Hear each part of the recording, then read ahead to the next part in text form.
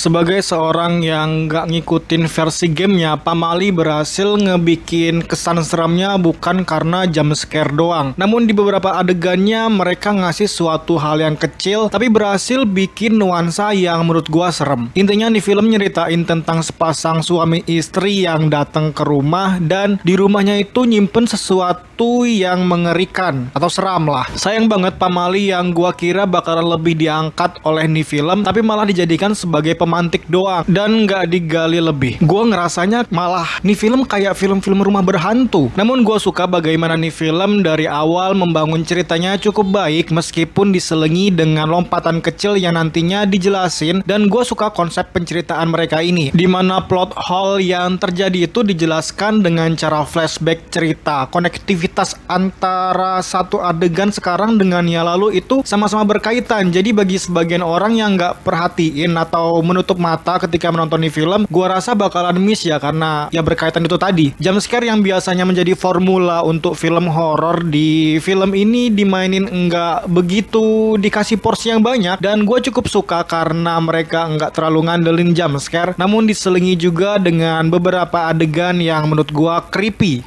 Kayak Taskia yang berperan jadi Nenden yang bicara dengan ibunya dengan tatapan kosong terus dia tuh senyum. Adegan menutup muka di babak ketiga juga itu gila banget sih. Itu adegan bikin gua ngerasa ngeri gitu. Ini tipikal film horor yang sunyi banget menurut gua. Dan gua suka dimana elemen musiknya enggak terlalu ngeganggu, terutama di bagian ketika ada dialog. Ambience waktu malam hari berasa real banget dan jelas suara jangkrik, tokek ngebuat kesan horornya terasa nyata aja kayak nggak sengaja buat nakutin penontonnya. Tapi gue agak kurang suka dengan penampilan karakter utamanya yang menurut gue mereka berada di penampilan yang kurang baik ya. Entah kenapa masalah penampilan karakter kah dan gue nggak ngerasain chemistry suami istri di kedua pemain tersebut. Gue nggak tahu ya di gamenya emang Pamalinya itu kurang digali atau enggak. Tapi yang gue tonton di film ini Pamali itu nggak dijelasin lagi kayak emang kenapa dengan motong kuku malam-malam terus potong rambut itu juga Pamalinya apa kan nggak semua penonton paham, kurang didalemin aja sih dan berasa buru-buru banget buat masuk ke inti penceritaannya sehingga beberapa plot berasa disingkirkan kayak